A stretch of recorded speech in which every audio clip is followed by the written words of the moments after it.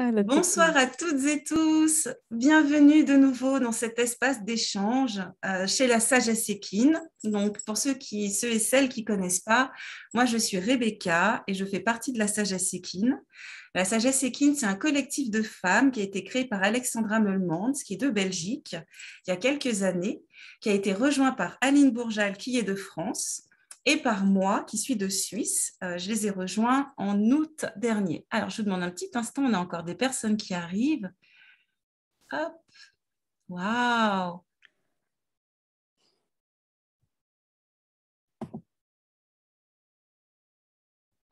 voilà. Bonsoir à toutes celles et ceux qui nous rejoignent. Donc, le but de la sagesse équine, c'est de pouvoir contribuer au travail de celles et ceux qui cherchent à élever la conscience de l'humanité pour aboutir à un monde plus harmonieux, un monde meilleur. Et ce que nous faisons pour ça, pour incarner ça dans la matière, c'est qu'en fait, on organise des interviews, on donne la parole à des femmes. Ça peut être aussi des hommes. Nous avons déjà recueilli le témoignage de Sylvain Gillier, mais c'est principalement des femmes qui nous transmettent comment elles ont reçu les enseignements des chevaux. Parce que le but, c'est vraiment contribuer à élever cette conscience humaine grâce à la sagesse des chevaux et à leurs enseignements. On a encore des personnes qui arrivent. Merci à toutes celles et ceux qui nous rejoignent. Juste pour vous rappeler un petit peu pour cette interview, de tous bien vous mettre en mute, de laisser libre la parole de Carole le temps de l'interview. Et s'il y a des questions, il y aura un petit espace qui sera ouvert à la fin de l'interview. Alors voilà. Donc, eh bien, Florence, je vais juste vous mettre en mute. Hop, voilà. Ok, super. Alors, bonsoir tout le monde, je vois déjà sur le chat. Alors, je vais juste vous dire, je suis très heureuse en tout cas de recevoir, il y a encore plein de personnes qui arrivent, waouh, c'est merveilleux. Oh, voilà, Carole. Je suis très heureuse de recevoir pour cette dernière interview que je donne en tout cas en ce moment, de recevoir Carole Loton. C'est une femme incroyable avec qui j'ai pris contact il y a quelques années et je suis vraiment très heureuse aujourd'hui de pouvoir concrétiser quelque chose avec elle. Cette interview ne sera pas une interview comme on a l'habitude de faire, en tout cas comme la dernière, qui était orientée sur les sciences équines, par exemple. Elle ne concerne pas la pratique équestre. Elle va vraiment nous permettre de rentrer en profondeur dans ce qu'est la médecine du cheval. Et donc, pour contredire ce que je viens de dire, Carole, je vais te poser la première question, nous expliquer un petit peu qui tu es et nous parler de ton parcours équestre, qui serait la seule question qui touchera la notion équestre de cette interview. Je te donne la parole, Carole. Ok. Bonjour à tout le monde. Et puis, merci de nous rejoindre ce soir. C'est vraiment chouette. Et merci à toi, Rebecca, parce que je suis très, très honorée de faire partie des personnes que tu avais envie de contacter, que tu avais envie de laisser parler, en fait, sur un sujet qui me touche. C'est-à-dire que c'est un peu la première fois que je vais aborder ce sujet de cette façon-là, de parler de la femme dans le milieu équestre, plus que de technique, plus que de comportement. Et voilà, c'est un peu nouveau pour moi, donc je vais partager ça avec bonheur avec vous. Et donc, pour répondre à ta première question, qui est mon parcours équestre, j'ai commencé toute petite. J'avais à peu près 3 ans quand j'ai déjà sollicité mes parents pour monter à cheval parce que les poneys passaient devant la maison. J'avais la chance d'avoir un centre équestre à 500 mètres de chez moi. Et donc, j'ai commencé à 4 ans parce que j'étais pas assez grande. Et puis, j'ai débuté mon parcours équestre comme ça, avec le centre équestre qui était juste à côté de chez moi. Et j'ai débuté tout un parcours dans le système classique, en fait, même si la première personne qui m'a éduquée avait quand même un sens du cheval déjà assez fin pour moi, assez juste. Et donc, j'ai eu cette chance-là. Et puis, progressivement, j'ai cheminé au travers de la relation avec le cheval et j'ai jamais, jamais quitté ça à partir du moment où le cheval est rentré dans ma vie. Ça a été un guide tout le temps, autant émotionnel que dans le parcours professionnel que j'ai pu suivre par la suite. assez tôt, j'ai su que le cheval allait faire partie de ma vie. Alors, d'une façon ou d'une autre, je ne savais pas comment, mais c'était une part de moi de façon assez claire, en fait. Et je l'ai compris bien plus tard. Pourquoi? Et ça a été voilà, un cheminement. Donc, j'ai déroulé comme ça de fil en aiguille en écoutant ce qui m'inspirait, ce que j'avais envie d'apprendre. J'ai découvert dans un premier temps toute la vie équestre et puis je suis restée à peu près 10 ans dans le centre équestre juste à côté de chez moi où j'ai découvert le saut d'obstacle, enfin plein de disciplines, le saut d'obstacle, le dressage, les pony games, enfin vraiment toute la gamme. Et je passais beaucoup de temps avec les chevaux pour me nourrir. En fait, j'avais vraiment l'impression que ça me nourrissait profondément. Je n'avais pas conscience de quoi, je l'ai compris bien après.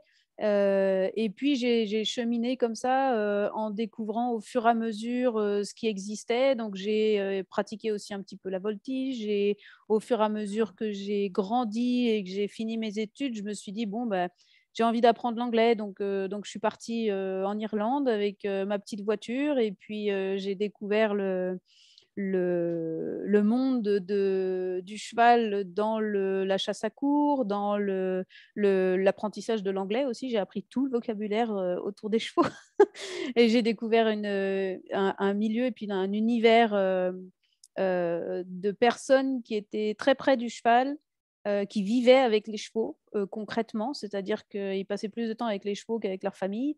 Et ils avaient un sens du cheval pratique, c'est-à-dire qu'ils avaient une connexion avec le naturel du cheval et assez de respect par rapport à ça.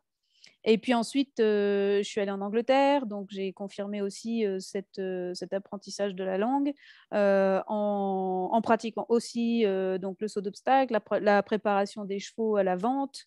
Donc il y avait toute la préparation du jeune cheval, le débourrage, plus la dimension de préparation à la sortie en concours.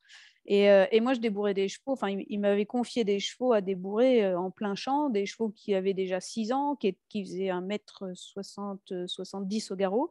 Donc, je me débrouillais avec ma petite taille et mes grands chevaux dans l'herbe, dans les grands champs. Et donc, ce que j'ai développé dans ces moments-là, c'était une connexion à l'émotionnel du cheval, à les solliciter à rester avec moi parce qu'ils avaient du plaisir à rester avec moi et c'était pas la force qui allait jouer un rôle là-dedans. Et donc, je me suis débrouillée avec mon intuition, avec ce que je sentais du cheval et puis le moment que je sentais opportun pour leur mettre la selle ou pour monter dessus. Et à ma grande surprise, ils ont accepté ma présence sur leur dos. Ta Ils ont grande accepté surprise. à ma grande surprise parce qu'il y avait quand même des contextes et un environnement assez difficile pour eux, assez chamboulant, parce que je me souviens d'un cheval en particulier qui s'appelait Wally d'ailleurs, un grand Ah, cheval qui avait une oreille complètement squeezée, donc il était sourd d'une oreille. Et puis l'autre, je ne suis pas sûre qu'il entendait vraiment. Et donc, du coup, il me faisait une confiance plus ou moins aveugle par rapport aux chiens de chasse qui arrivaient et qui pouvaient passer autour de lui. Les autres chevaux aussi qui voyageaient beaucoup autour de lui. Et en fait, il était assez jeune dans son comportement, assez fragile dans son émotionnel. Et mhm. mine de rien, moi, j'étais toute petite sur son dos parce qu'il faisait 1,70 m 75 au garrot. Il était assez massif. J'étais toute petite sur son dos et beaucoup de gens avaient des difficultés avec lui. Mm. Et moi, je lui demandais juste la permission de me faire discrète sur son dos et de lui dire, bah, écoute, ça serait bien qu'on aille là parce que les autres humains, ils aimeraient bien qu'on aille là. Et donc, du coup, bah, à ma grande surprise, ouais, il me disait, oui, d'accord. Et c'était étonnant parce que je n'avais pas les moyens physiques de l'empêcher de faire les choses. Je lui demandais juste avec tout mon cœur en fait d'y aller et finalement ça marchait et donc du coup j'ai découvert comme ça cette capacité progressivement avec l'envie de pousser presque cette connexion de plus en plus, c'est-à-dire d'aller la tester en fait. Je pense que c'est un peu ça que j'ai fait, d'aller tester cette connexion de plus en plus. Et puis, je me suis retrouvée dans un milieu comme le milieu des courses. Déjà, le milieu de la chasse à course, c'est quand même pas Alors, facile. par rapport à l'ambiance assez masculine, assez musclée, Oui, c'est ce assez que j'allais dire. autoritaire, Mhm. voilà, de l'exigence technique, de l'exigence de la performance et des choses comme ça. Et donc, du coup, moi, je sais pas, je pense que j'avais un petit peu dans l'idée de rester connecté avec le cheval et leur demander de s'adapter un petit peu aux situations et surtout de les aider à s'adapter à la situation qu'on leur demandait de vivre parce C'est que pour ça que tu as été dans le milieu des courses alors. bah, j'ai testé un peu ça. Et puis après, le Mhm. milieu des courses, ça s'est fait un peu par hasard parce que quand je suis rentrée en France, je me suis dit, bon, c'est bien beau ce parcours, c'est génial, mais je me dis, j'ai un problème, c'est que le jour où je peux plus monter à cheval, c'était clair et net pour moi que c'était impossible de me couper de cette relation. Et je Mhm. me suis dit, si un jour j'ai un accident, parce que quand même avec tout ce que j'avais fait, parce que en Irlande déjà, j'avais déjà un peu monté en course, etc. Donc c'était un peu extrême comme pratique. Moi, Et j'allais je me dire, hein, tu as un suis parcours très casse-cou. Hein. complètement, ce qui n'est plus moi du tout maintenant, hein. Oh, on va y venir. C'est fini, ça, c'est fini. Mais très casse-cou, ouais, parce qu'en chasse à cours, on saute des obstacles monstrueux. Et en plus, j'ai pratiqué un petit peu l'entraînement du steeplechase et des choses comme ça en Irlande aussi. Alors, juste, ils me demandaient ça, mais moi, je n'avais pas du tout pratiqué avant. Donc, c'était mes premières expériences. Ils ont bien pris soin de moi quand même. Ils m'ont expliqué, etc., tout le temps. Mais quand même, on n'est vraiment rien quand on va sauter des gros obstacles comme ça. On n'est vraiment rien quand le cheval tombe et qu'on est dessous. Et donc, du coup, quand je suis rentrée, j'ai eu quand même un moment de prise de conscience et je me suis dit, oulala, on va se calmer un petit peu. Et puis, si vraiment il m'arrive un accident, est-ce que mon cœur va tenir? Est-ce que je vais pouvoir me séparer de l'univers que j'aime beaucoup, dans lequel je sens que j'ai besoin de continuer à vivre? Je ne savais pas pourquoi, encore une fois, à ce moment-là. Mhm. Et du coup, je me suis dit, bon, bah, il faut que je trouve une solution. Et je me suis dit, je vais m'engager dans la formation d'enseignante, sans pour autant du tout mesurer que j'étais faite pour ça ou pas, hein.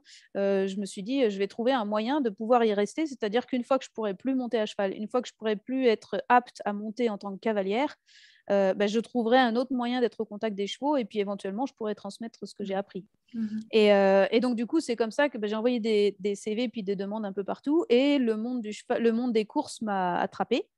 Parce que, alors, la première question qu'ils m'ont demandé, c'est: vous pesez combien, madame? J'ai fait: c'est bien indiscret, ça. On peut pas et, tester euh, les et dames. du coup, je faisais 50 kilos tout mouillé. Et donc, du coup, ils m'ont dit: mais c'est parfait. J'ai fait: parfait, pourquoi? Et donc, du coup, j'ai découvert le milieu des courses comme ça, un peu par hasard. Et puis, je pense que je me suis un peu défiée à me dire, OK, je vais aller expérimenter aussi ma connexion aux chevaux dans un milieu de ce style-là. Et Très puis, yang, hein, c'est très masculin aussi, les courses. ah oui, c'est très masculin et très coupé de l'intuition, du respect du bien-être aussi, mais mine de rien, ils ont quand même beaucoup, beaucoup d'écoute parce que c'est intéressant pour eux financièrement que le cheval aille bien et que le cheval se sente bien pour aller gagner les courses. Et comme il y a Donc, il y a quand même un tellement intérêt. d'enjeux, ouais, Mhm. comme il y a tellement d'enjeux financiers, Mhm. finalement, ils arrivent quand même à être très à l'écoute. Et puis, moi, je me suis sentie un peu utilisée dans ce milieu-là, dans le sens où on me confiait de temps en temps des chevaux qui étaient un peu bizarres, qu'on ne comprenait pas trop, et puis on me demandait mon avis, quoi. Et donc, j'ai eu des chevaux que j'ai gardés longtemps, comme on dit dans les courses, à ma liste. Et puis, il y a des chevaux qu'on me mettait de temps en temps, comme ça, pour me dire, qu'est-ce que tu en penses, qu'est-ce qui se passe pour lui, etc. Et puis, j'ai fini par Qu'est-ce qui fait curiosité. qu'on te consultait, toi, justement, par rapport à ces chevaux plus sensibles? Je pense par rapport au fait que je sentais les choses et puis que j'osais les dire quand on me laissait la parole. Et par exemple, je me souviens d'une expérience où j'avais une jument qui s'appelait Green Minstrel, qui était une super top jument qui valait très cher, plusieurs millions d'euros. Et donc, j'étais assise sur cette jument-là tous les jours. Et je me souviens que dans les derniers moments où elle était en France, quand je la sentais galoper, de temps en temps, je la sentais un tout petit peu gênée sur son antérieur droit.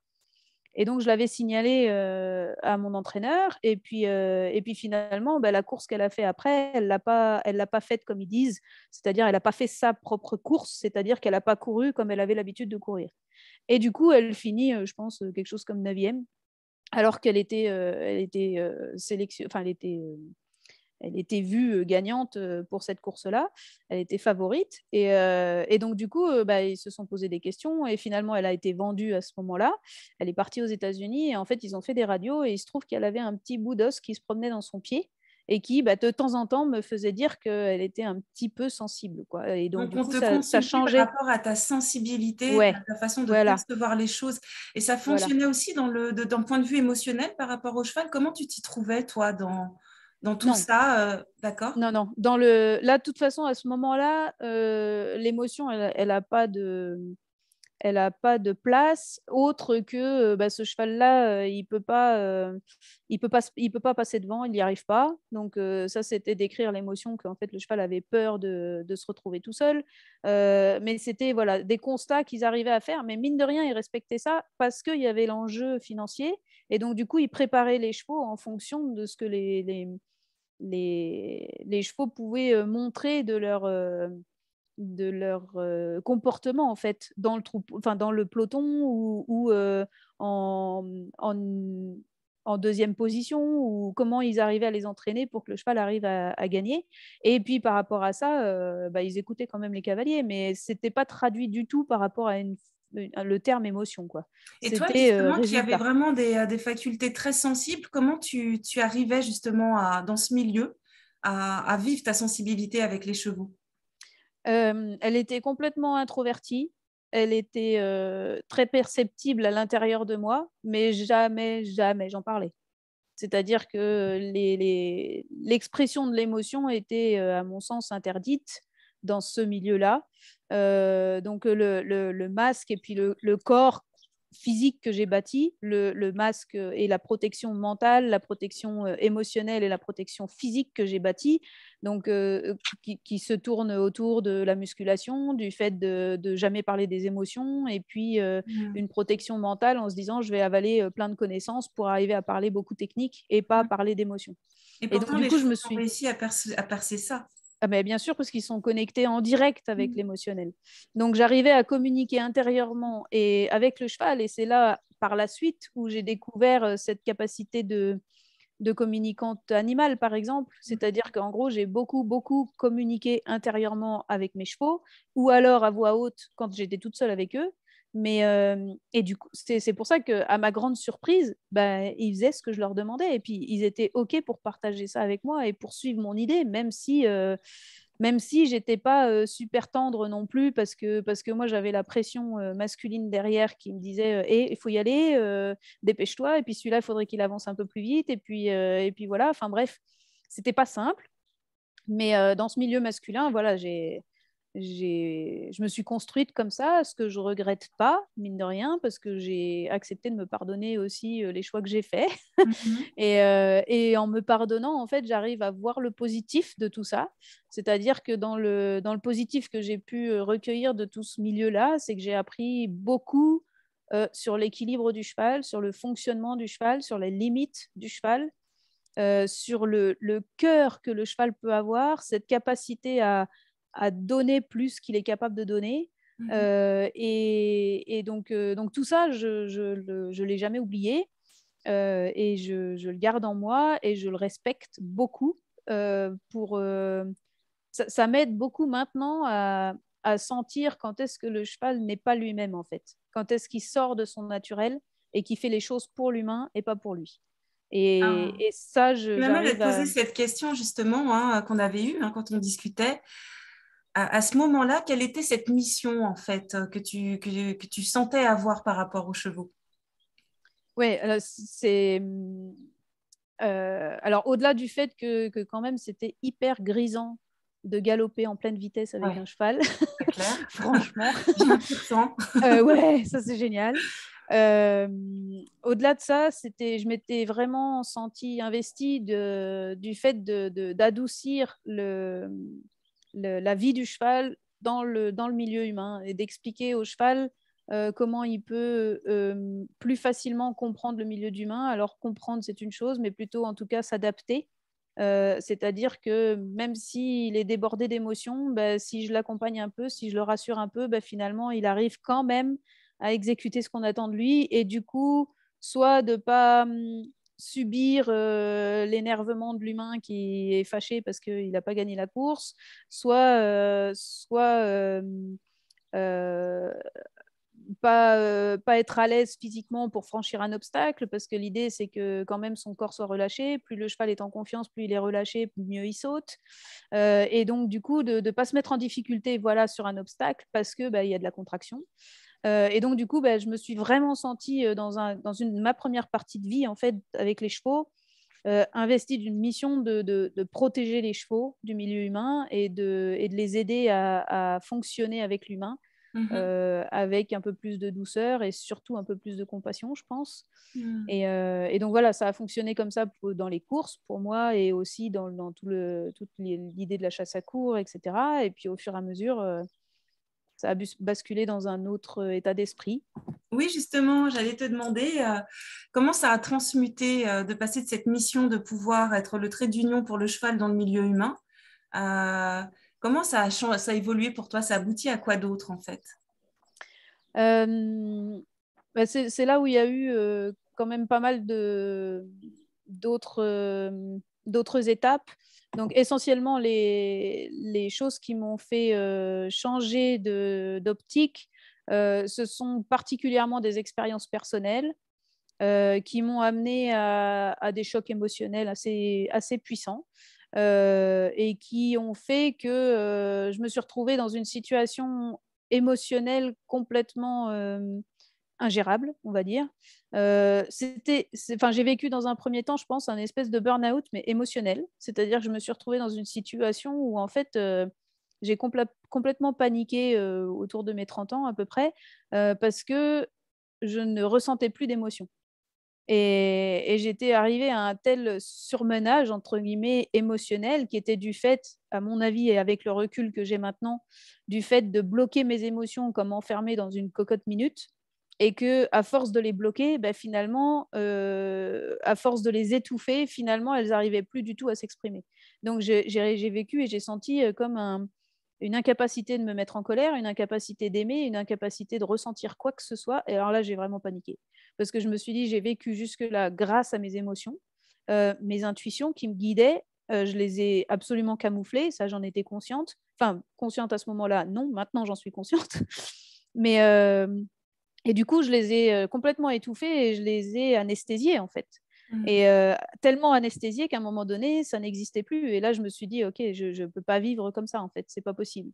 Et puis après, j'ai rencontré des personnes dans ma vie qui m'ont amené jusqu'à la détresse psychologique, qui a fait que j'ai vécu des moments où j'avais plus d'idées noires que d'idées positives par rapport à la suite de ma vie.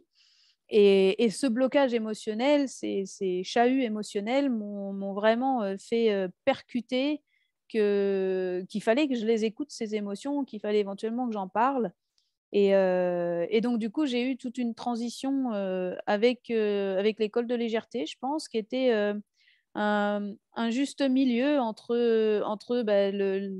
l'excès, le technique pur, enfin la technique pure d'équitation, et puis quand même une individualisation des chevaux, c'est-à-dire qu'on ne s'adresse pas aux chevaux de la même façon selon leur profil, Mhm. une individualisation de leur attitude, de leur comportement, de leur corps. Et du coup, je me suis dit, waouh, et puis c'est enfin, vraiment la vérité qui m'a fait aller vers le travail de Philippe Carle, c'est que c'était le seul à mes yeux qui avait un discours cohérent avec le fait de ce que j'avais vécu moi dans les courses et dans la chasse à courre, avec la notion du fait que si le cheval a le nez dans le poitrail, c'est sûr, on va pas aller sauter. Claire. Et ça me paraissait mais tellement évident que je me suis dit, bon, là, il faut que j'étudie la question parce que ça me parle. Et du coup, il avait aussi beaucoup, beaucoup de respect par rapport au naturel, la locomotion naturelle du cheval. Et son idée, c'était d'améliorer cette locomotion, mais à partir du respect de la nature du cheval. Mhm. Et donc bah, du coup, j'étais intéressée pour aller développer mes connaissances à ce niveau-là auprès de Philippe Carle. Donc, je suis restée un moment et ça a été pour moi, je pense, une transition pour arriver à passer vraiment dans la deuxième dimension, c'est-à-dire de me dire, OK, en fait, le cheval a peut-être plus de choses à nous apprendre Mhm. que ce qu'on a à lui enseigner. Et parce qu'effectivement, il a des attitudes différentes selon les personnes qu'il a en face de lui. Il a des réactions différentes, il a des comportements. Et donc, du coup, je me suis dit, bon, bah, peut-être que aussi, en tant qu'enseignante, je vais pouvoir aussi m'intéresser beaucoup plus à l'humain et comment je peux faire passer mes messages et entre autres, quel message je peux faire passer, quel message le cheval est en train d'envoyer, parce que le message que le cheval envoyait me paraissait assez clair. Par contre, j'ai eu toute une période où je me suis dit: «OK, comment je peux traduire ce que je sens, ce que je perçois, ce que je ressens du cheval?» Ce qu'il est en train de me dire, ce qu'il est en train de m'envoyer comme information, autant émotionnelle que dans son physique. Dans le physique, j'ai beaucoup, beaucoup, travaillé ça avec Philippe Carle et l'étude de la biomécanique, du Mhm. fonctionnement et cetera, qui était cohérente avec tout ce que j'avais senti, avec les chevaux, en plein galop, dans la nature, soit pour la chasse à courre, soit pour, en plein galop sur les hippodromes. Et on a quand même des allures qui sont naturelles, donc j'avais les moyens de comparer, le cheval au naturel et le cheval qu'on domptait pour, évoluer vers une amélioration de locomotion. Et du coup, je me suis vraiment intéressée au fur et à mesure à comment je pouvais passer le message aux humains et faire justement bah, le trait d'union un peu dans l'autre sens, Donc, c'est-à-dire du coup, c'est ça que d'expliquer. j'allais te dire. Ouais. Initialement, tu avais pour mission de lier le cheval dans le milieu humain pour que les Mm, choses soient plus simples pour lui. mm, Mais finalement, et très doucement, comme ils savent toujours le faire dans leur médecine, c'est eux qui t'ont montré ouais, finalement comment toi, enfin, t'ont utilisé hein, mm, pour relier l'humain dans leur monde à eux. c'est ça. Et ça a été Et c'est là, on est dans le cœur de la médecine du cheval. ouais, et c'est de plus en plus évident pour moi. Et ça a été dans la quête que j'ai eue d'expliquer les messages du cheval à l'humain où je me suis rendu compte euh, que, que les chevaux n'adoptaient pas le même comportement, le même cheval n'adoptait pas le même comportement avec l'humain qu'il avait en face de lui ou l'humaine. Et si on changeait l'humaine, bah, il changeait de comportement. Et ça, mais enfin, ça me passionne toujours et ça m'intrigue beaucoup. Et en fait, c'est évident pour moi maintenant que le cheval répond à ce qu'on dégage en face de lui. Et, euh, et au bout du compte, je pense qu'ils ont beaucoup plus de choses à nous enseigner que ce que nous, on a à apprendre d'eux, à leur enseigner à eux, pardon. Mm. Et donc, du coup, c'est intéressant, je pense, de se focaliser là-dessus, puis d'écouter ce que le cheval a à nous expliquer Mm. et comment ça se passe. Enfin, c'est tout le chemin que je poursuis au fur et à mesure. Pour moi, ça s'est passé, je pense, particulièrement quand Ravel est allé à la clinique. J'ai eu un gros choc émotionnel à ce Qui est moment-là aussi. Ravel? Ravel, c'est mon cheval. Mon partenaire, qui lui m'a expliqué aussi beaucoup de choses. Et, euh, et clairement, malgré toute la technique qu'on a pu partager tous les deux, malgré le fait qu'il soit dressé haute école, qu'il saute, qu'il aille dehors, etc., et qu'on ait fait beaucoup, beaucoup de disciplines, parce que mon objectif avec lui, c'était de montrer qu'avec une communication juste et claire entre lui et moi, ben, on pouvait aller pratiquer un peu n'importe quelle discipline. Et donc, ben, on a évolué comme ça. Et puis, au bout du compte, je me suis rendu compte qu'en fait, il nous restait quand même quelques déboires émotionnels. Entre autres, il était capable de m'embarquer assez fort, n'importe quand, et même en étant dressé. Et c'est là où, en fait, où j'ai réfléchi et je me suis dit, bon, OK, qu'est-ce qu'il est en train de me dire? Qu'est-ce qu'il est en train de m'expliquer avec ce comportement qui venait je ne sais où, qui se déclenchait sans trop de raisons que moi je percevais. Et puis j'avais quand même monté des chevaux de course. La vitesse, je connaissais un petit peu, mais alors ce comportement-là et cette vitesse-là, elle Mhm. était vraiment, vraiment différente. J'avais l'habitude de qualifier ça comme le fait qu'il voyait rouge, c'est-à-dire qu'en fait, il s'emballait et qu'en fait, il était capable de traverser une barrière sans réfléchir, en fait. Mhm. Et je me suis dit, waouh, en gros, il est complètement dans le rouge émotionnellement. Et comment Qu'est-ce as-tu réussi à comprendre ce qui te transmettait justement comme Hmm. message? Et Alors quel là, était-il ce message, si c'est pas ouais, indiscret? c'est à ce moment-là en fait où j'ai évolué aussi de mon côté et je me suis dit je vais m'occuper de mon émotionnel et c'est là où j'ai commencé à écouter mes émotions, à entendre ce qu'elles étaient en train de me dire, à me rendre compte que moi j'étais en sacrée panique et que son comportement et cette façon de m'éclaircir les idées, c'est-à-dire que globalement, il concrétisait physiquement ma panique intérieure. Et donc, c'est parce que j'ai fait un chemin parallèle, hein, c'est-à-dire que je me suis fait accompagner aussi pour aller justement visiter dans mon corps, dans mon cœur, ce qui se passait. Et je me suis rendu compte que j'avais beaucoup de tristesse, beaucoup de peur, beaucoup de Quelle panique. humilité et quel courage hein, quand même de cette introspection et puis d'aller Ouais, demander de l'aide et chercher à comprendre. C'est vraiment très beau. ouais, mais en fait, tu sais, c'est pas vraiment. Alors, ouais, je sais pas si c'est du courage, c'est juste, j'ai pas eu le choix en fait, hein. Mm. C'était ça où je pouvais pas faire autrement parce que j'arrivais à un stade où j'étais en danger et sur son dos et en dehors parce que moi j'étais dans un tel inconfort émotionnel et physique que finalement je me dis faut que je fasse quelque chose quoi. Et donc j'ai trouvé des moyens pour m'accompagner moi-même de mon côté et puis j'ai constaté en fait au fur et à mesure des blessures que je retraversais, des émotions que je retraversais qui adoucissaient en fait mon ressenti, je me suis rendu compte que finalement progressivement Ravel changeait de comportement quoi.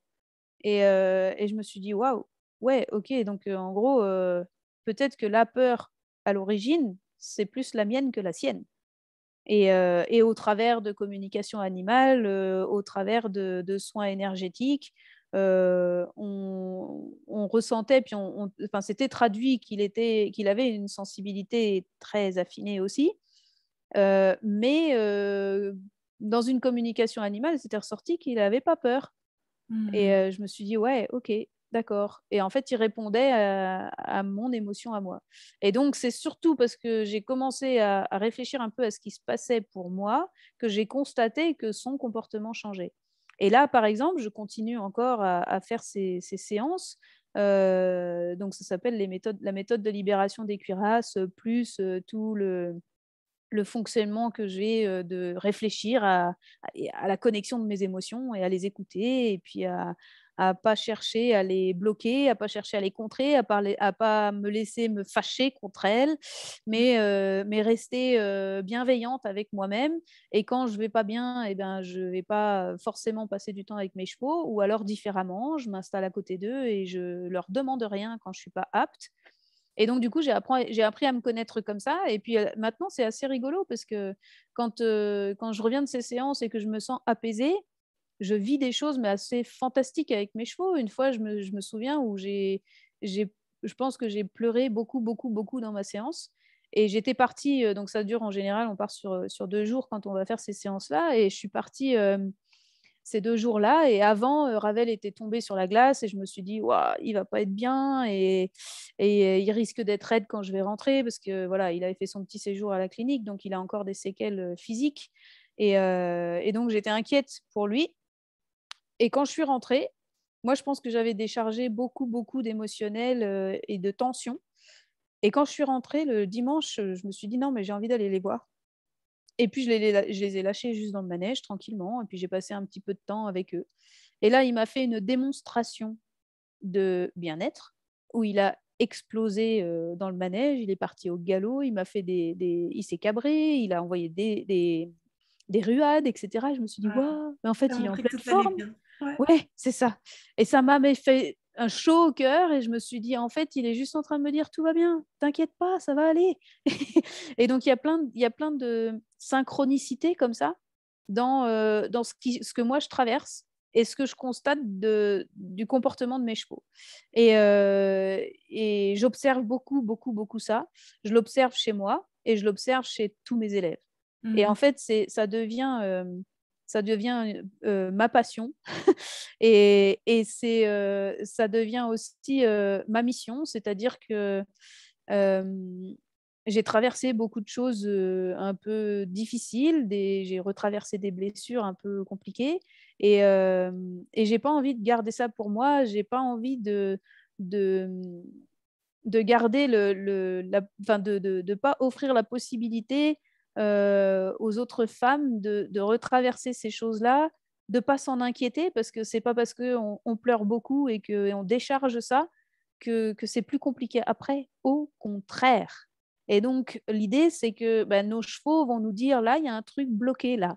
Et donc ça, j'arrive à le sentir. Je suis enfin, très connectée en fait à l'émotionnel. Je pense, un truc particulier pour sentir l'émotion du cheval, ça c'est sûr. Et je pense par conséquence l'émotion de l'humain. Ouais, c'est ce qui m'amène Et à vraiment dire, en fait, tu es passée du statut de l'enseignante pour cheval, mm, de l'enseigner par le cheval, ouais.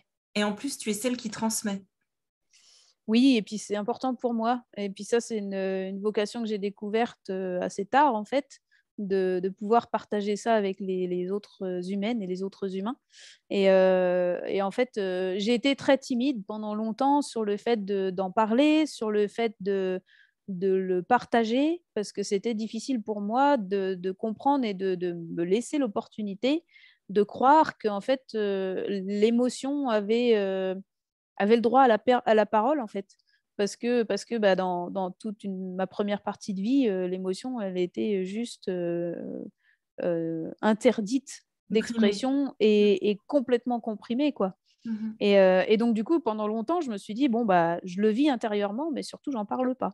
Et progressivement, j'ai réussi à en parler un peu plus, mais surtout comment dire, dans un premier temps, j'en ai même pas parlé, je l'ai juste vécu plus. C'est-à-dire qu'à chaque fois que j'avais une intuition, je la suivais. Donc, quand je recevais juste l'impression que ce cheval avait besoin de telle ou telle chose ou que Mhm. cette humaine, elle avait besoin de tel accompagnement, je prenais le risque de suivre cette intuition-là. Et parfois, on me disait, mais pourquoi tu fais ça? Je fais, je sais pas. C'est comme ça. Et puis après, j'ai expliqué. C'est-à-dire que là, je suis allée chercher des connaissances pour arriver. Et puis, j'ai beaucoup réfléchi, j'ai beaucoup pris de notes, etc., pour essayer de dire, OK, quand j'ai l'intuition de ça, ça veut peut-être dire que mon cerveau, il réceptionne des informations. Quel type d'informations? Et en fait, maintenant, je peux les expliquer. C'est-à-dire que, oui, là, on va pas y aller parce que tu as peur, parce que ton bassin ou tes jambes sont bloquées. Ta respiration, elle en est où? Et en fait, tes bras, là, ils peuvent plus fonctionner. Donc là, ton corps, il est en train de te dire, tu as peur. Donc juste, on va pas y aller. Et écoute ça, et puis essaie de sentir où ça se passe dans ton corps, etc. Donc ça, c'est pour la partie humaine. Et puis après, il y a toute la lecture du cheval. C'est-à-dire que, effectivement, là, on va pas y aller parce que ton cheval est pas confortable. Pourquoi? Parce que tu vois, là, il respire pas, et puis là, il bouge ses pieds, ou il les bouge pas, ou il bouge pas du tout sa queue, il a les yeux qui sont complètement bloqués. Donc, il y a plein, plein, plein d'indices comme ça que j'ai observé au fur et à mesure, et maintenant que je peux donner à l'humaine pour lire le cheval et à l'humaine pour se lire elle-même. Mhm. Et pour ne pas aller plus loin dans la relation ou dans l'exercice qu'on est en train de faire, parce que là, on n'est pas OK. Ou il y en a, ou le cheval, ou l'humain n'est pas OK. Donc, ça sert à rien d'y aller, en fait. Parce Encore une fois, que, toi, tu cherches à mettre de l'harmonie dans ça, en fait, ouais, et un équilibre. et l'équilibre. Ouais, beaucoup d'équilibre, c'est-à-dire qu'on va écouter autant le cheval que soi-même, et on va autant avoir de bienveillance pour le cheval que pour soi-même. C'est ce Et que nous demandent souvent, les chevaux, hein. et oui, et souvent, il y a un déséquilibre. C'est soit on est très bienveillante pour le cheval et puis on s'oublie complètement, soit on est assez bienveillante, mais ça, c'est plutôt rare, avec soi-même. Et puis finalement, on ne tient pas forcément compte de ce qui se passe pour le cheval. Mhm. Et donc, du coup, on peut affiner, on peut développer, et ça, c'est l'histoire d'une vie, c'est-à-dire qu'on a forcément toutes et tous là maintenant une capacité à lire une partie des informations. Et puis le jeu, c'est d'apprendre à aller chercher encore plus, encore plus, encore plus d'informations, ou sur soi-même, ou sur le cheval, pour On n'arrête jamais continuer. d'apprendre. Ben non, et pour continuer à évoluer ensemble, en fait. Et Mm. ce qui est beau, c'est ça, c'est que plus ça va, plus on a de finesse, plus on a de connexion, mais c'est pas stable, en fait. C'est-à-dire que pendant un temps, on peut être très bien l'un et l'autre, et puis on fait des choses, mais qui nous font battre le cœur fort, fort, fort, alors qu'on a fait juste une balade à pied, mais on était tellement ensemble que c'est bon à vivre. Et donc, c'est pas une histoire de prouesse technique, en fait. Et moi, je me suis rendu compte au fur et à mesure que les émotions, alors j'étais un ascenseur émotionnel, mais puissant, c'est-à-dire que je montais très très haut émotionnellement, mais je descendais aussi très très bas, et que du coup, ces émotions sont beaucoup plus douces, tout aussi amples, mais beaucoup plus douces, c'est-à-dire qu'il y a moins de désespoir associé à tout ça en chute après les émotions positives, quand on écoute ces émotions et quand on est comment dire, capable en fait de se dire, ok, là on n'est pas prêt, on va pas le faire, et on va juste savourer les moments où on est vraiment ensemble. Et si on n'est pas ensemble, c'est l'occasion d'écouter ce qu'on ressent, ce qui se passe, et de cheminer pour se guérir de la frustration qu'on peut ressentir en ce moment, de la difficulté qu'on peut ressentir en ce moment parce qu'on est très en colère, parce qu'on est complètement piégé, ou au travail, ou dans une situation bizarre, et que du coup, ça nous coupe d'une part de nous. Et cette coupure-là, le cheval, il nous dit juste, non, mais là, ça va pas. OK? Et il a l'exigence, je pense, qu'on soit entièrement là, entièrement dans nos chaussures, entièrement ancrés, entièrement alignés. Et on n'est pas obligé d'être 100% bien. C'est-à-dire qu'on n'est pas obligé d'être complètement en forme, etc. Moi, je suis allée au contact de mes chevaux en larmes, hein. Par contre, comme les vannes étaient ouvertes, les émotions sortent et on est quand même aligné. C'est-à-dire que je suis triste autant dans ma tête que dans mon cœur, que dans mon physique. Dans la congruence. Et oui, c'est une histoire de C'est ce que nous congruence demandent les chevaux, permanente. c'est les attributs de leur médecine, en fait, C'est hein. ça. L'ancrage, la Et congruence, l'équilibre, l'authenticité. voilà. Et à partir du moment où on n'est pas en train de se dire non, non, mais mentalement, non, non, non, non, mais mon cœur va très bien, je suis pas triste, alors que lui, il pleure, mais tout ce qu'il peut, le physique le traduit, et le cheval, il trouve pas ça juste. Il trouve pas ça juste qu'on soit à son contact en lui mentant, en fait. Et lui, il lit en nous comme dans un livre ouvert, et donc, du coup, les comportements qu'il va adopter sont les trois quarts du temps associés à un désalignement de notre part, sans oublier aussi son passé à lui, hein.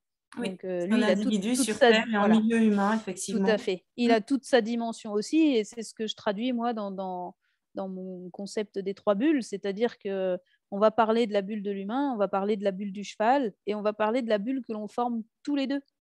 Et donc, du coup, le, l'histoire, et puis je trouve qui est magique, en fait, c'est d'avoir cette capacité à écouter ce qui se passe chez nous, à avoir cette possibilité-là, et ça s'apprend. C'est pas toujours facile, et c'est pas toujours facile d'accepter qu'on est un peu triste, qu'on culpabilise, que d'ailleurs de temps en temps c'est même difficile de se rendre compte qu'il y a une émotion un peu forte. Et ouais, c'est mon rôle, en fait, de... En tout cas, moi, je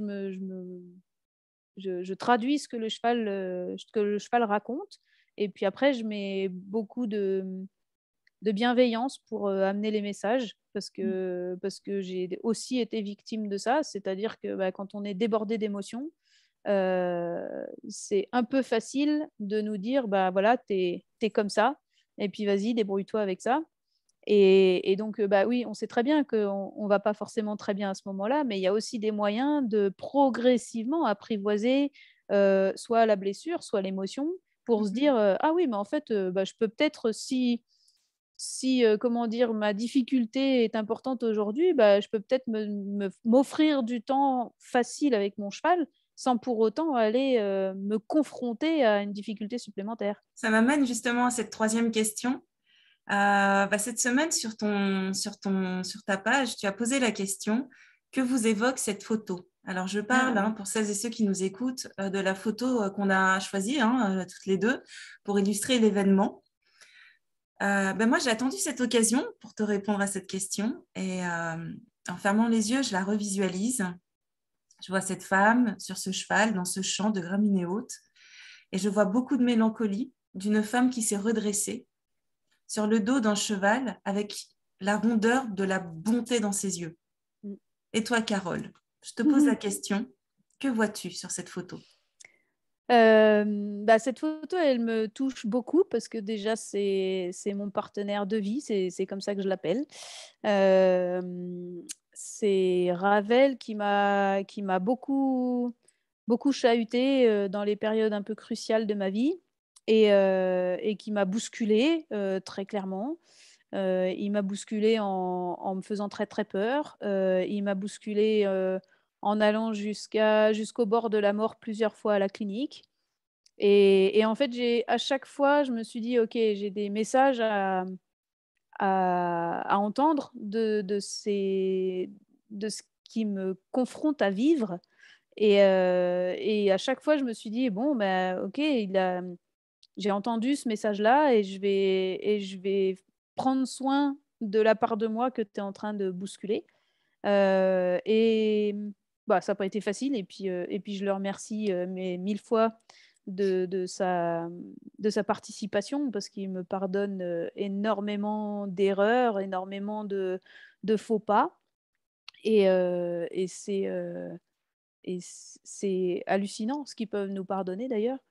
Et tous ces messages-là, bah, le principal, enfin les principaux, c'est «Occupe-toi de ta peur». Ça, c'était le premier qui était assez violent et le deuxième, c'était «Écoute ton intuition et écoute ce que tu sens».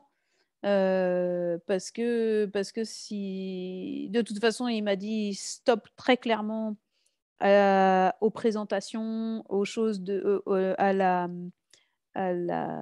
au dépassement de nos limites, au débordement émotionnel, enfin tout ça quand il est arrivé à la clinique, on avait prévu d'aller présenter et en fait, ça a mis un stop très net à tout ça et vraiment dans la période où il était à la clinique, j'ai été connectée mais profondément à lui, en recevant des messages mais intenses de sa part, alors qu'il est passé à 2 doigts de la mort mais plusieurs fois.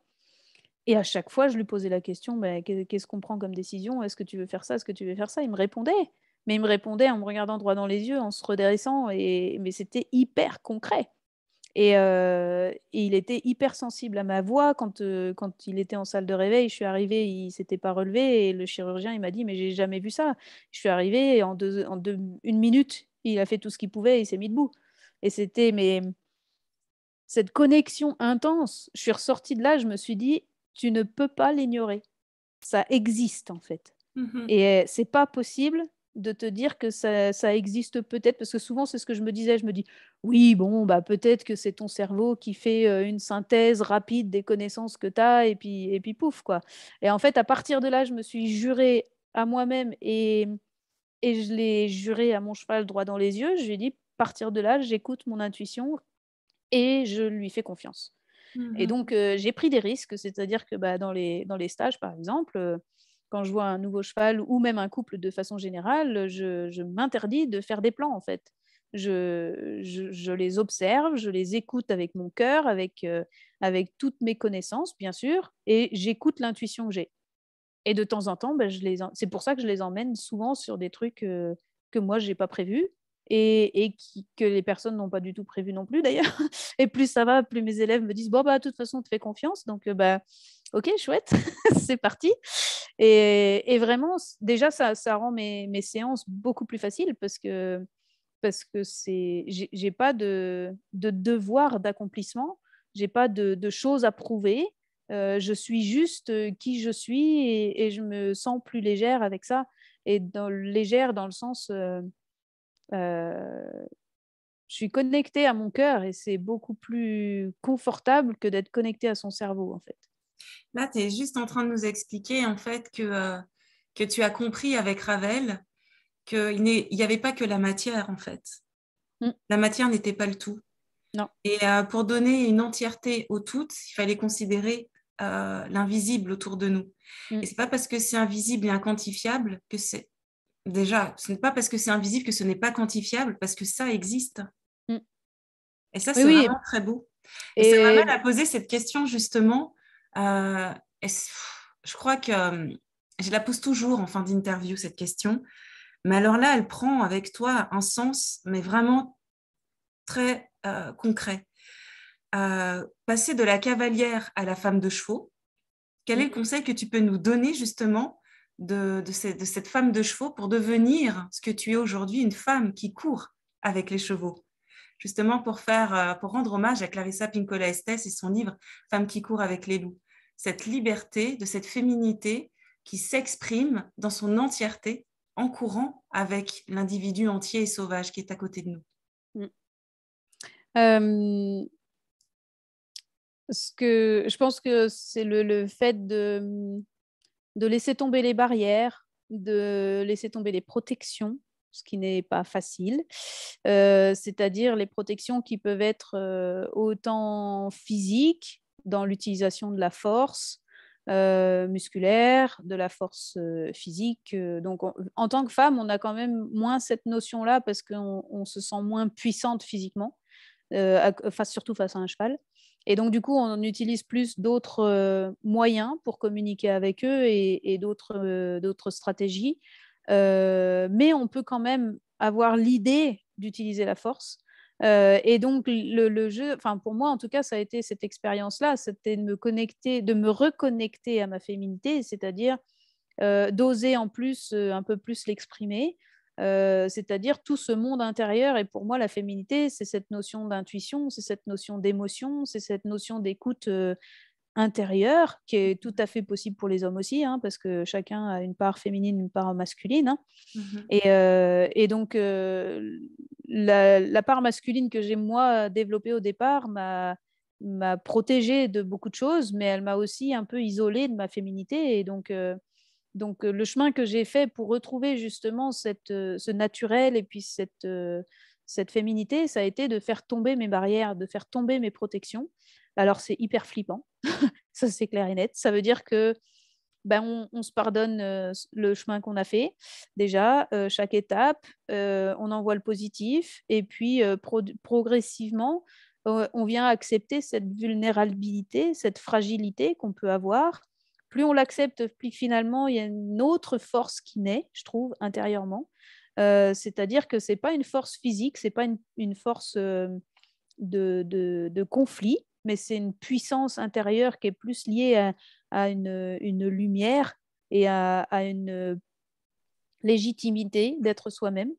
Et donc de parvenir à libérer ça, c'est aussi de laisser tomber les barrières mentales qui sont plutôt de rester dans le schéma, de rester dans le système, de rester dans des obligations techniques. Et c'est pas facile non plus parce qu'on est entouré forcément d'obligations. Et donc, c'est aussi lâcher ce genre de fonctionnement et puis de revenir à l'ouverture du cœur qui peut être assez blessé et d'accepter de se dire ouais, bah, il est un peu triste, mais il a le droit d'exister, il a le droit d'aimer encore, il a le droit de se connecter. Et donc, ça m'amène à dire que souvent, on nous reproche de dire que oui, on est un petit peu trop gaga avec nos chevaux, mais on peut leur parler comme à des humains. On peut leur parler avec toute notre congruence, c'est-à-dire cet alignement dont je parlais. Et à partir du moment où on s'adresse à eux dans cet état-là, bah, finalement, ils comprennent tout ce qu'on dit. Hein. Mais ils le comprennent, mais sans avoir besoin de leur expliquer en long, en large et en travers. Hein. Il suffit juste de le sentir et de le vivre, et c'est partagé, quoi. Donc voilà, ça c'est le chemin. C'est le chemin, et puis ce que j'ai, je pense, envie de faire passer comme message, c'est que ce chemin-là, il est possible pour tout le monde. Et moi, je suis toujours en chemin. Hein. Je poursuis mes aventures, mes guérisons. Je m'occupe de mes blessures, je m'occupe de mes émotions. Je ne les laisse pas passer. Même de temps en temps, quand je suis en séance, je peux être émue, je peux être triste, je peux vivre des émotions que je partage volontiers, de façon à ce que ça soit réellement quelque chose qu'on vit avec mes élèves. Et c'est important pour moi de rester ce que je suis, de plus du tout me badigeonner de ce vernis social en me disant ça c'est autorisé, ça ne l'est pas. Ce qui n'est pas toujours facile, hein, bien sûr, parce qu'on a quand même des contraintes sociales, hein, on est d'accord. Mais voilà, et puis vraiment aussi cette idée que les chevaux ont beaucoup, beaucoup à nous enseigner parce qu'ils vont nous clarifier le moment où on n'est pas tout à fait aligné et que leurs comportements vont nous expliquer globalement ce qui peut nous aider à aller mieux, en fait. Parce que si on retrouve cet alignement, nous, on se sent mieux. Et donc, ils sont hyper bienveillants envers nous et créer la relation comme ça avec eux et créer des relations spécifiques avec eux, ça en fait des vrais partenaires de vie, quoi. Magnifique. Voilà, donc moi je remercie mes 2 partenaires et tous les autres parce qu'ils ils ont chacun des missions envers moi, on dirait. Mais Ravel tout particulièrement parce qu'on a un bout de chemin ensemble maintenant. Il a 17 ans et donc c'est un partenaire de vie et de cœur. Et puis ma Zora qui arrive derrière et qui me chahute aussi à son niveau et de différentes façons. Et donc du coup, voilà, j'ai des belles histoires avec eux et je les remercie beaucoup de me supporter. Mais tu sais quoi, on les remercie infiniment, ces 2 chevaux, parce qu'ils nous donnent cette occasion de pouvoir recueillir, de pouvoir entendre ton parcours et tes enseignements, du coup. Et merci à ces 2 chevaux, c'est vraiment très précieux. Je leur ferai un gros bisou. Merci beaucoup, Carole, pour cet échange. Avec plaisir. Ça fait vraiment vibrer le cœur. Je suis vraiment très, très, très honorée de recueillir ta parole. Avec plaisir. C'est moi qui suis honorée de pouvoir le faire parce que j'en parle pas très souvent. En tout cas, j'en ai jamais parlé comme ça. Et donc voilà, c'est un chemin. Bon, après, il y a tout plein d'autres choses à dire encore, mais j'en parle souvent dans mes séances, mais voilà, pas forcément. On n'a pas le temps de tout décortiquer, quoi. Et tu te trouves où, justement, pour les personnes qui ne te connaissent pas dans l'assemblée? Je crois sur Zoom, on dit dans la salle. Donc, où est-ce qu'on peut te trouver? Alors, moi, je suis en France. Je republierai dans le groupe de la sagesse équine, justement, ta page, tes informations. Eh bien, je suis située en Franche-Comté maintenant, donc au nord de la Suisse, vers Pontarlier. Exactement, mes chevaux sont à Cruz-et-Migette, dans une pension. Et donc j'accueille mes élèves sur le site en hébergeant leurs chevaux. Donc, toujours, je propose, enfin, un maximum, je propose des accueils en séjour. Donc, c'est important pour moi de créer une ambiance spécifique qui est dans l'idée d'accueillir justement mes élèves en confiance, c'est-à-dire que vous vous sentiez confortable dans l'écurie, que vous vous sentiez confortable avec vos chevaux, que vous ayez l'opportunité de trouver un lieu un peu hors du temps où vous pouvez vous connecter précieusement à votre émotionnel et donc du coup à votre émotionnel, à votre cheval, ça c'est important. Et donc du coup c'est une petite écurie où on est perdu au milieu des sapins et de la forêt et ça c'est chouette. Et donc du coup je propose des séjours dans sa bulle. Je les ai appelés dans sa bulle parce que ça me parle beaucoup, dans l'idée de créer un univers un peu cocon, où on peut s'écouter mutuellement et passer de bons moments avec le cheval en découvrant qui il est vraiment, qui on est nous, et puis de partager après pas mal d'activités et surtout de plus en plus autour d'ateliers, de choses un peu ludiques. Parce que voilà, c'est plus sympa, c'est plus rigolo et puis ça nous permet de bien se comprendre et de bien avancer quand même. Il y a Fabienne et Frédéric qui nous disent « Allez-y, allez-y !»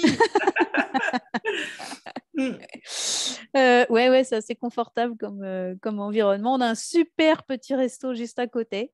Donc, on se fait généralement une petite soirée là-bas. Et donc voilà. Donc dans les séjours, on aborde, oui, toute la dimension de la relation avec le cheval et puis aussi forcément un peu de technique qui est associée pour comprendre comment le cheval fonctionne et qu'est-ce qu'on peut lui apporter pour l'aider quand lui, il a des difficultés. Donc souvent, on peut avoir des chevaux un peu avec un passé un peu compliqué, avec des comportements un peu compliqués. Et parfois, on va les aider eux d'abord. Et puis après, je peux passer la main à l'humaine pour trouver les solutions.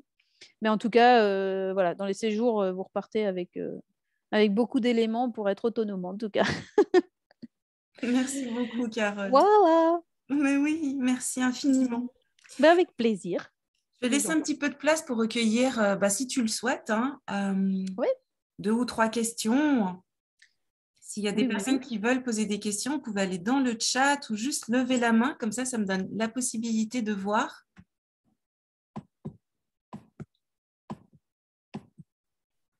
Alors, je fais un peu défiler. Je suis nulle en Zoom. Hein, je n'ai pas envie de faire sauter un truc. Il y a Claire Ah, qui... Claire. Pardon, Claire. bonsoir. En Bonsoir. fait, on a parlé beaucoup de Ravel et Zora. Mhm. Et moi, je voulais savoir si les chevaux qu'elle travaille, parce que souvent, on lui amène nos chevaux avec qui on a des problèmes de lien ou de connexion, ou voilà, lui ont apporté, des choses, voilà.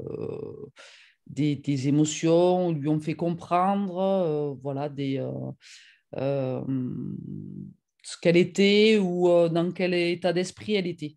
Voilà. Alors, Je sais pas si tu as compris la question. oui, si les chevaux de mes élèves, en fait, Voilà, voilà, voilà. me touchent aussi ou Voilà, me font évoluer. oui. Hmm. Alors, toujours. Ah oui. Toujours, moins intensément que mes propres chevaux. Ça, je pense que euh, tout gardien de chevaux Oui. comment dire, on est toujours plus connecté, ou en tout cas différemment connecté à nos chevaux, nos propres chevaux. Mais tous les chevaux de mes élèves euh, m'apportent en fait énormément. Donc tous ceux que je travaille personnellement, juste eux et moi, ou même que je peux travailler enfin, par votre intermédiaire en fait dans les cours. Mais en gros, ce qui m'apporte, c'est qu'il y en a, enfin, ils sont toujours capables de nous dire non, mais en fait, ce fonctionnement-là ou cette vision-là, elle ne va pas fonctionner avec moi. Ah Et oui. donc en fait, c'est toujours un petit peu de ça et puis un petit peu de ça qui va faire que pour ce cheval-là, ça va aller. Et il m'apporte, enfin, ouais, il m'apporte énormément sur le fait de ne pas avoir de plan d'avance, de rester vraiment connecté à ce que je sens là tout de suite et de ne pas avoir d'anticipation de ce qu'ils vont me proposer. Parce que de toute façon, si j'anticipe, tu peux être sûr qu'ils vont me dire, ah ben non, pas de bol, c'est pas ça. D'accord. Et donc, ils sont assez champions pour ça. Et surtout, ils me posent des calls régulièrement, c'est-à-dire, bon, bah voilà, moi je me comporte comme ça à ce moment-là, qu'est-ce que tu peux me proposer? Et D'accord. donc, en leur posant les questions, c'est-à-dire que je fonctionne comme ça quand je prends les chevaux, c'est que je leur pose des questions, je leur propose une situation, et puis je leur demande qu'est-ce qu'ils en pensent, quoi. Donc, soit ils me répondent que bah, ils sont OK, il n'y a pas de problème, et puis quand je repasse le cheval à la personne, je me rends compte que si, il y a un problème. Donc, je me dis, OK, alors si c'est pas le cheval, c'est peut-être l'humaine. Et si c'est l'humaine, comment je peux faire maintenant? Et qu'est-ce que j'ai changé en moi ou qu'est-ce qui est différent entre l'humaine qui prend le cheval et moi qui fait que le cheval, il accepte de le faire avec moi, mais pas avec elle? Eh oui. Et donc, c'est la connexion intérieure là qui vient me faire trouver l'idée. Et parfois même, quand je prends le cheval, je sens que quand je suis au bout de la longe, je sens qu'il me bloque la respiration. Et je me dis, ah, peut-être que l'humaine, elle a la respiration bloquée. Et donc, du coup, bah, je vais explorer ça. Mais je reste toujours en situation d'exploration, c'est-à-dire que je vous suggère, je vous propose de bouger quelque chose. Donc, bouger la respiration, par exemple. Si dans la respiration de l'humaine évolue, est-ce que le cheval change de comportement ou pas? Et si c'est oui, bah, on valide ça et puis on part là-dessus et puis on développe l'exercice et puis on se connecte beaucoup, beaucoup à cette respiration-là, ce qui fait que le cheval retrouve du confort. Et donc, du coup, c'est resté, ouais, il m'oblige tout le temps à revoir ma copie, quoi. Et donc c'est passionnant et c'est parfois déstabilisant. Ça m'a souvent déstabilisée. Mais je m'accorde le droit de ne pas savoir, je m'accorde le droit de ne pas avoir la réponse tout de suite. Et puis en général, quand je reste dans cette politique-là, ils m'offrent la solution presque. Ils me guident, ils me disent, mais non, mais va essayer ça. Ça ira. On a encore 2 autres questions.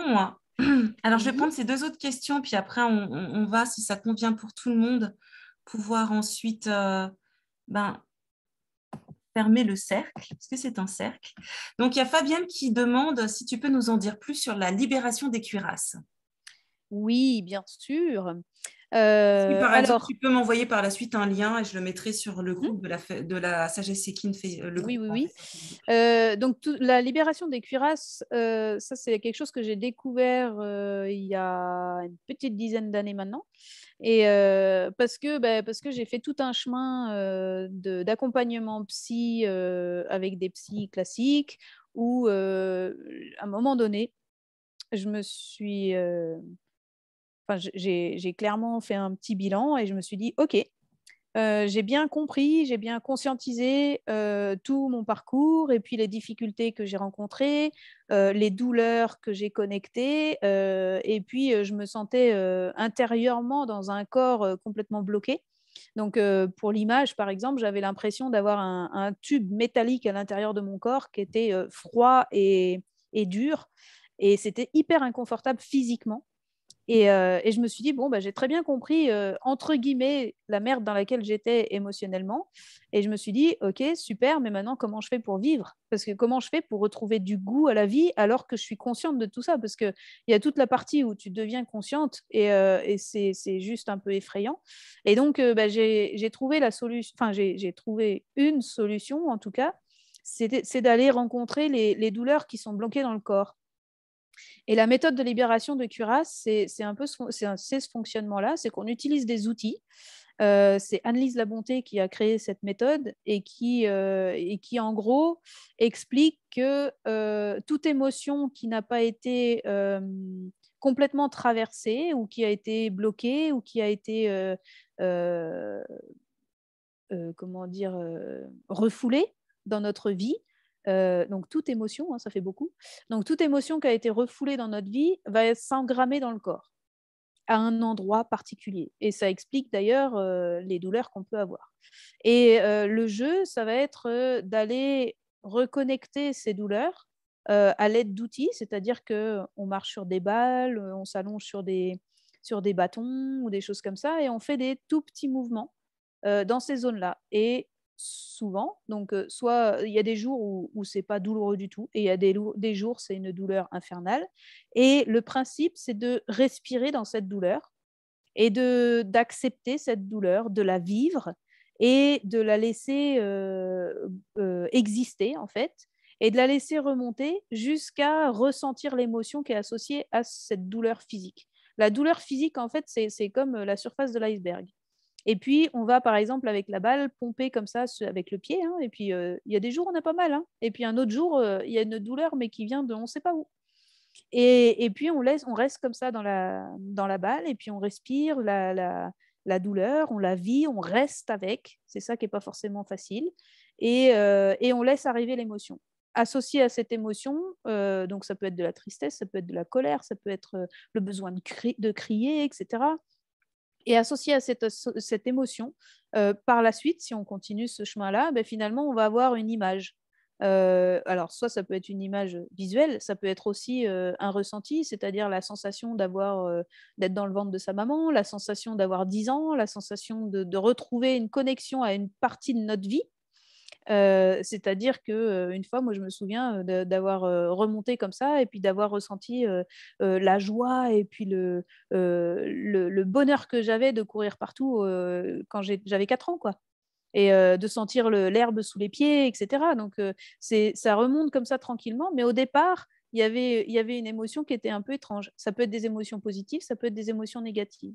Mais l'idée, c'est de rester avec le sentiment, enfin l'émotion qui monte.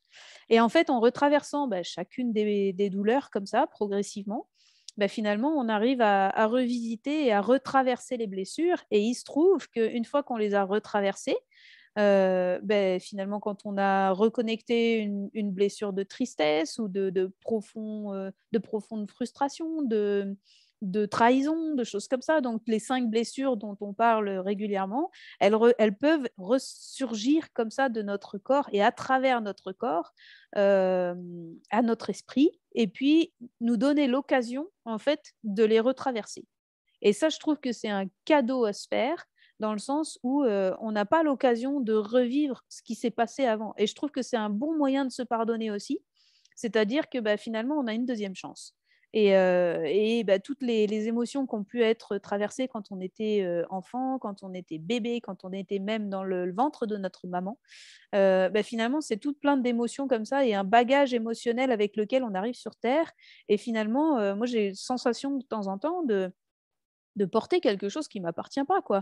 Et je me dis, bon, comment je peux faire pour reconnecter ça, puis les traverser, puis m'alléger un peu de ce sac à dos bien lourd, là.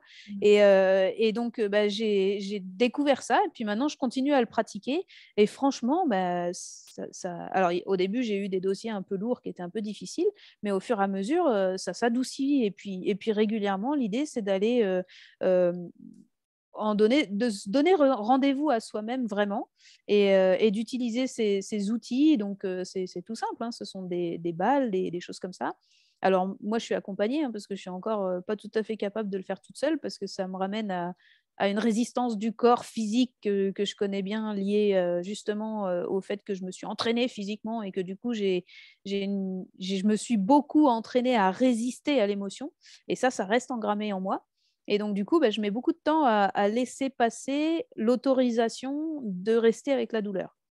Et du coup, j'ai besoin que Joël, la personne qui nous accompagne, me parle. Elle nous accompagne aussi en nous demandant de chanter. Donc, le fait de faire vibrer la cage thoracique avec le son, ça fait que on reste beaucoup plus présente avec notre corps.